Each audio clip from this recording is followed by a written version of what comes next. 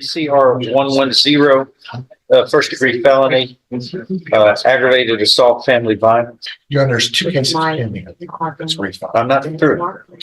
23 CR 120. We're going to work through these here. Third degree felony, an indictment, a third degree felony of unlawful possession of a firearm by a felon. And in that case, stand by.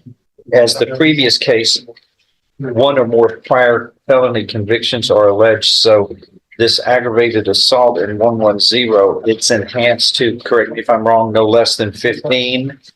That one, Your Honor, they're not in sequence, so it pushes it up to the One level. It's a first degree felony in paragraph 1 with prior felony convictions. It would enhance it to 15 to life. Yes. And then in 23 CR 120, it's a third degree felony with a prior conviction. So that gets enhanced if found guilty of all of that to a second degree felony punishment. And finally, 23 CR 340, aggravated assault, family violence. Again, all of these are on the same date. It looks like on or about February 8th. Yeah. 23. Is this re-indicted from 110? That's correct. So here, we can shred 110, right? We don't need that. That's correct. All right. So what did you do? Just add a prior conviction? No, Your Honor, First one? As far as this, it had to be re-indicted because it said the previous one, it said caused physical injury, but in this case, it was just exhibiting the weapon and threatening. So it was also changed from a first degree to a second degree. felony. Yes. So Should be that's a second degree felony then, but you have two prior convictions, which look like they're not in sequence, are they? No, Your Honor. So it's enhanced to a first degree felony. So you have a second degree felony punishment and a first degree felony punishment, unlawful possession of a firearm by a felon, and family assault. Okay, so and 110 here, that's gone. That's out of here. So that's not part of the game. We are playing in this case. You need to make sure, Your Honor, that one is dismissed. It's still showing up as part of So that needs to be dismissed. That's interesting. Yeah, that's part of our request, Your Honor, is to make sure they get it. So that's one less money. What are his bonds now, please? It's like 60 and 10, Your Honor. 60 on the aggravated assault, and 10,000 on the felony. Who set those bonds? Curiously enough, I'd like to know. Because they're woefully inadequate under the circumstances that I'm looking at with prior criminal history and the facts of this case. Here, I'm reading the probable cause affidavit, which I'm sure would have been read, but let's see. The victim says to the defendant, she was pregnant. The defendant then grabs her, pulls a gun, sticks it to her head, told her he would kill her, and hit her in her stomach. It was a revolver. Right over here. Police show up. She has bruising on her right upper arm, redness to her shoulder, as well as left upper arm. Then it was located and arrested. A silver revolver with a wooden grip was located in the defendant's closet, bedroom underneath some clothes. It was a loaded Taurus 38 caliber revolver. So he was booked in for unlawful possession of a firearm by a felon because he has two prior felony convictions. And these facts also resulted in him being indicted for aggravated assault, family violence. Yeah. Anything else? What do you want to add from the state and then defense? Let me hear you. I mean, Your Honor, again, like you said, I believe they were set way too low in this case. The state What do you ask that on the assault with a deadly weapon, the state would ask for 150,000 and 50,000 on the felon in possession of a firearm. No, we would request a lower amount. We brought this to the attention that he's been in jail for almost a year now waiting. I don't, so what's the point about that? That doesn't purge the facts. No, it doesn't, but I was just, it's part of just the narrative to get to everything. It's just, I had to mention Okay, that. narrate. Your Honor, we have requested set on trial. It was set for, I believe, last week. We were on a trial docket. We did not get reached for trial. This is something we intend to try and get resolved. But in the I meantime. want to ask this.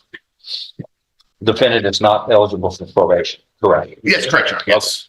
There's a gun in his home, right? And it has to match the firearm that was described by a complainant in another case. So let's talk about the circumstances of this case, if you want to or not. What do you say about the firearm? Your Honor, it was found, it was not found on him. I would make the argument that it was not. I think was it his home? It was, Who was he living with? who was it? I was in the room. It's not. But I mean, who lives there? It's not you. Other people live there. It's not. Who? Or the victim. The victim, they were there, they lived there. So, but Your Honor, that's one of our arguments is that it wasn't found on his person. There was a whole issue about character control. Which doesn't need to be on this person, right? No, but you still have, Okay. that's true. It doesn't have to be on the person, but you still have to prove the character control. And there's going to be some issues on that. Because it wasn't his home by himself. And there's some other arguments we're going to make, but we'll make that a trial. It's not for here. But Your Honor, we just requested that we felt that this was too high, especially also we. What about the assault of allegedly beating on a lady, which is about as ungentlemanly as it gets? The court has little tolerance for a man doing that, unless he's defending himself, of course. But I can't imagine the way I grew up, the way everybody should grow up, where ladies or should be treated like ladies. Those, I guess your story is she beat herself up to impress the police when they showed up. All right. Your Honor, one of our issues was that currently, like I said, both cases are active. We want to make sure the older one gets suspended. So that takes one less bond off of the table for him to have to pay. Because as we've got here this morning, they're both still technically pending. So that was one of our arguments. And I think the court already ruled. What about it? Well, I think the one that's been re-indicted from needs to be dismissed because it's no longer active. But I think Okay. yes. That doesn't make sense. Yes. Yeah, And Your Honor, that is certainly correct. Yes, He yes. doesn't need, that shouldn't be against him. Two charges of the same event Right. being costing him. No, that should be erased immediately, and it will be. we'll dismiss that. And Your Honor, it shows in the system that it's not showing a bond on that one in my system. It's showing it added an error to the side, and the actual bond is on the new indicted. Okay. Just make sure that Joe has that correct. That's what our issue because they try. It looks But, like they're trying. It's probably one of those problems of transitioning in this gigantic data system Yes. that we have suffered through in the last few months. But at least they put in something that he is not bond. He is not disqualified or required to set a bond on that case that was to be replaced, that's still floating around in the data system. So that should not be a prejudice to him. But Your Honor, his family has attempted to bond him out due to the fact that there is the multiple cases to bond out, and the amounts he has been unable to do that. Your Honor, he is from here. He has family here. He has relatives here. Everybody's here. He has connections to the area. He's not a flight risk. There's no doubt about that. So then it comes down to the big question. People always point out the dangers of society. This is a violent crime. We understand, but this is a targeted crime. But this is not a random crime of violence. This is something coming out of a relationship. It goes against the whole idea that our American society is built around a family unit. But somebody allegedly beating up on the female portion of the family unit is going to be apt to ruin that relationship and cause hostility. I think our moral nature is one of peace in the home, which this defendant is charged with completely and totally eradicating. Your Honor, I think if the court would lower his bond, but add conditions in there of well, conditions are always in there, but no contact with the victim. Obviously, stress that if the court wanted to add a ankle monitor or some other monitoring device to help prevent that or to monitor that, but we would request that it's come down to a lower amount in the range of 20,000. I believe 60,000 based on these facts is high.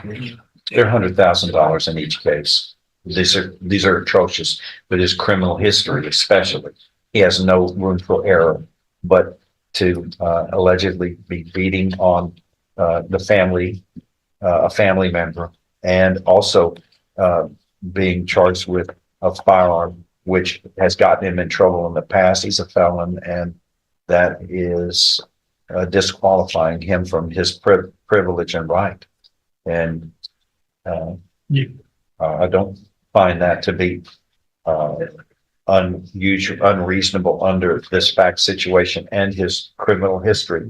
Also, if he does post a bond, he must have, he will be placed on home confinement, not the victim's home or the complainant's home, some other place that you are going to live. And you must have a GPS and can only leave home for certain necessities that the court would describe and spell out when and if you are bonded out. Let's set this for trial. Is that what we're doing? It's already been on the trial document. Let's try to get this as soon as possible. Yes, sir. And the defendant is ineligible for probation. All right, so let's move forward on these things as soon as possible. All right, what's